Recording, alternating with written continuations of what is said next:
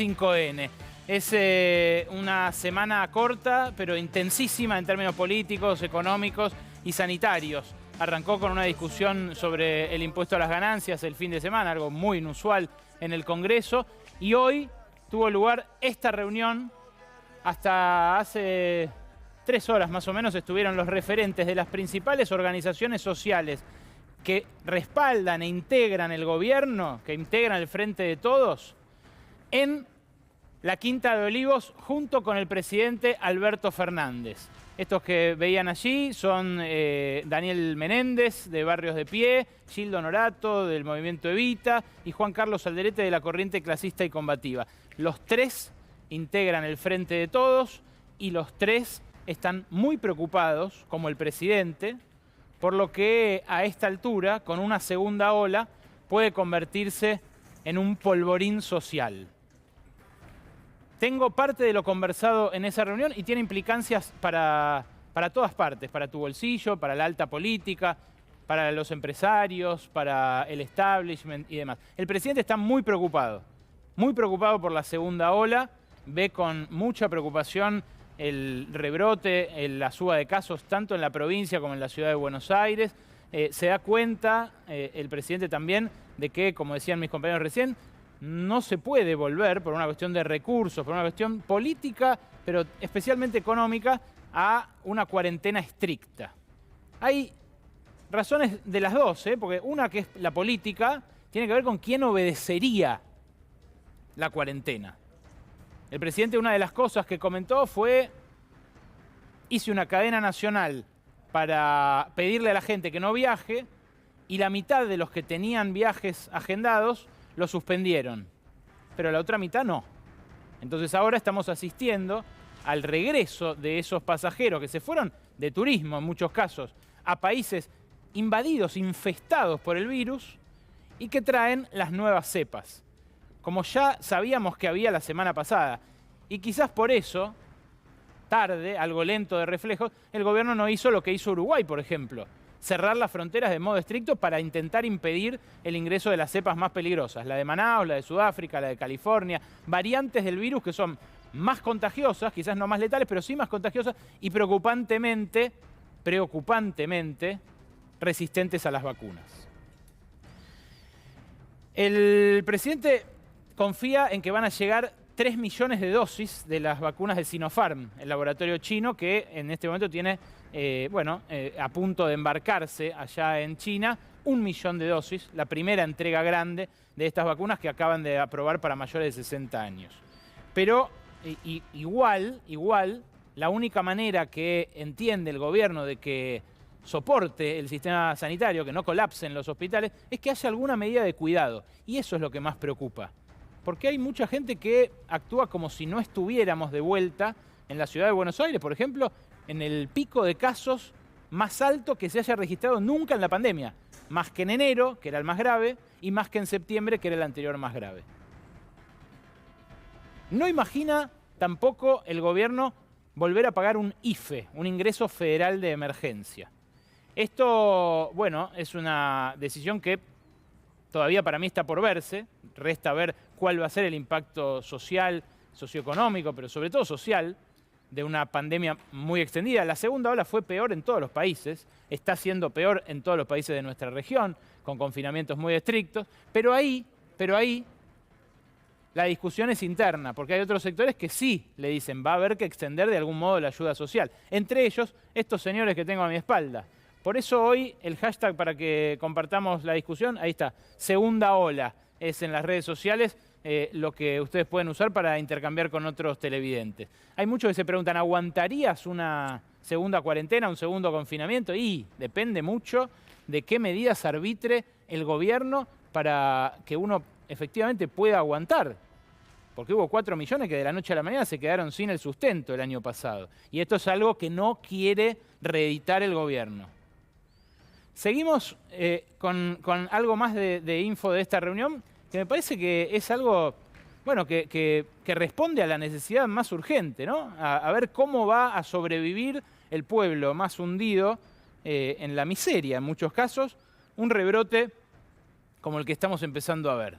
Mirá este gráfico, lo publicó el Fondo Monetario justamente para comparar los paquetes de estímulo que cada economía dispuso según su PBI. Acá tenés países de nuestra región solamente. No voy a poner los gobiernos ricos porque esos pusieron 20 puntos del PBI, 25 puntos del PBI. Incluílo a Brasil, Manchi, porque quiero que se vea ese país también. Ojo, esto no es un reproche exclusivo para el gobierno de Alberto Fernández. Había asumido después de 2 años de declive infernal de la economía, prácticamente con las manos atadas, con las piernas rotas para hacer a correr la carrera. Pero fíjense ustedes, esto que dice el Fondo Monetario muestra hasta qué punto nuestro IFE, nuestro OTP, nuestras medidas para intentar salvar la pandemia fueron, bueno, muy inferiores a las que dispusieron países como Perú, Colombia o el mismo Brasil. Estados Unidos directamente dio cheques semanales de $200, $300. Francia, les decía la semana pasada, les pagó el 84% de los sueldos a todos los empleados durante prácticamente todo el año pasado. Claro, son países que se pueden dar el lujo de cuidarse más. Pero aquello que escuchábamos al principio de la pandemia, de vamos a priorizar la salud y no la economía, se está escuchando menos ahora. Porque, bueno, la economía terminó por imponerse de alguna manera. Esta es la situación social en la cual el gobierno enfrenta la segunda ola. Es muy preocupante. Ahora, ¿qué está pasando también con la oposición?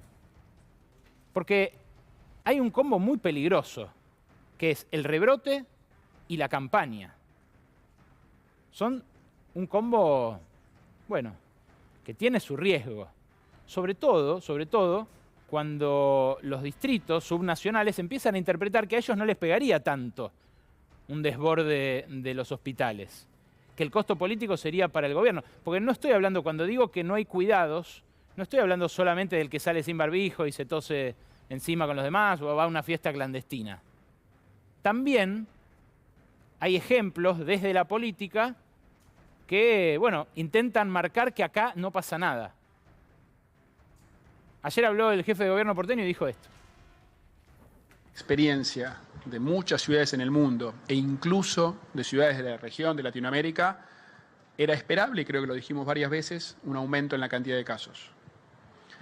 Todos los trabajadores de la ciudad van a seguir trabajando, tienen que seguir trabajando. La gran mayoría está abocado a la pandemia. Hemos reorganizado entero el gobierno de la ciudad. Varios ejemplos di, ¿no? Gente trabajando en los hoteles, en el aislamiento, otros recibiendo a los turistas, otros en los centros de vacunación, otros en los centros de testeo, otros cumpliendo y haciendo cumplir los protocolos de cada actividad, con lo cual tenemos a todo el gobierno abocado. Por eso vamos a seguir trabajando, todos. Entiéndase muy bien esto que voy a decir ahora. Yo soy de los convencidos de que los chicos necesitaban socialización, necesitaban contacto con sus congéneres, con gente, chicos, con otros chicos de su misma edad. El que del otro lado tenga chicos chiquitos lo sabe. Este año fue desconcertante para ellos. Efectivamente, la necesidad de volver a las aulas estaba ahí. Y Macri, justamente, en un destello de imaginación política, se hizo pararrayos de esa demanda a principio de año, ¿se acuerdan? Con abran las escuelas. Ahora, haber abierto las escuelas y las aulas en las condiciones edilicias que tenían las escuelas y las aulas en la ciudad más rica de la Argentina, con un ingreso por habitante de Bélgica o de Luxemburgo, bueno, llevó a, en parte, eso es lo que llevó a este rebrote. Y si no, mirá este gráfico. Esto lo compartió Nora Bard, está hecho por Martín Barrionuevo, que procesa datos oficiales. O sea, este es el dato oficial de la ciudad de Buenos Aires. ¿Cuáles son los 2 grupos etarios que más crecen en contagios en las últimas 3 semanas? Los chicos de 0 a 9 años y los de 10 a 19 años. Son los 2 grupos etarios que se despegan ahí, o sea, arrancan en la semana 8 del año, transcurrido febrero, y fíjate, ahí tenés todos los demás grupos, los de 40 a 49, lo podés ver por color. Fíjate, los de más de 80, por ejemplo, habían empezado a levantar y después, por suerte, frenaron ahí. En la semana 12 son el que menos aumenta. Y mirá los que más aumentan y por cuánto más aumentan. El de 0 a 9 y el de 10 a 19. agregaría yo como dato que esto está subdeclarado, porque muchas veces a los chicos ni los hisopan. Ni los hisopan. Te dicen, me pasó, en carne propia. Te dicen, y ya están contagiados, ya está, listo, ya está. A los 2 grandes nos hisoparon, a los chicos se contagiaron seguro. Bueno, esto en parte tiene que ver con la negligencia edilicia que tuvo la ciudad de Buenos Aires a la hora de reabrir escuelas, repito, tomándose de un argumento de campaña, que tenía que ver con una demanda social real, que era justa esa demanda, Ahora, ¿no se podrían haber hecho escuelas con mejores ventanas?